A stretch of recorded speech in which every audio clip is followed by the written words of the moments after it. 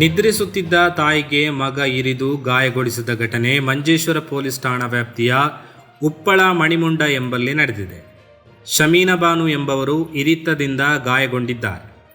ಇಂದು ಮುಂಜಾನೆ ಈ ಘಟನೆ ನಡೆದಿದ್ದು, ಇರಿತದಿಂದ ಮುಖಕ್ಕೆ ಗಂಭೀರ ಗಾಯಗೊಂಡಿರುವ ಶಮೀನಾ ಬಾನು ಅವರನ್ನು ಮೊದಲು ಕಾಸರಗೋಡು ಜನರಲ್ ಆಸ್ಪತ್ರೆಗೆ ತಲುಪಿಸಲಾಗಿತ್ತು. ಅನಂತರ ಪೆರಿಯಾರ್ ಮೆಡಿಕಲ್ ಕಾಲೇಜು ಆಸ್ಪತ್ರೆಗೆ ಕೊಂಡೊಯ್ಯಲಾಗಿದೆ. ಘಟನೆಗೆ ಸಂಬಂಧಿಸಿ ಮಗನನ್ನ ಮಂಜೇಶ್ವರ ಪೊಲೀಸ್ ಕಸ್ಟಡಿಗೆ ತೆಗೆದುಕೊಂಡಿದ್ದಾರೆ. ಈತನನ್ನ ತನಿಖೆಗೆ ಒಳಪಡಿಸಿದ್ದರೂ ಯಾವುದೇ ಮಾಹಿತಿ ಲಭಿಸಿಲ್ಲ. ಇರಿದು ಗಾಯಗೊಳಿಸಲು ಕಾರಣವೇನೆಂದು ತಿಳಿದು ಬಂದಿಲ್ಲ. ಈ ಹಿನ್ನೆಲೆಯಲ್ಲಿ ಶಮೀನಾ ಬಾನು ಅವರ ಹೇಳಿಕೆ ದಾಖಲಿಸಲು ಪೊಲೀಸರು ಪೆರಿಯಾರಕ್ಕೆ ತೆರಳಿದ್ದಾರೆಂದು ಅಧಿಕಾರಿಗಳು ತಿಳಿಸಿದ್ದಾರೆ.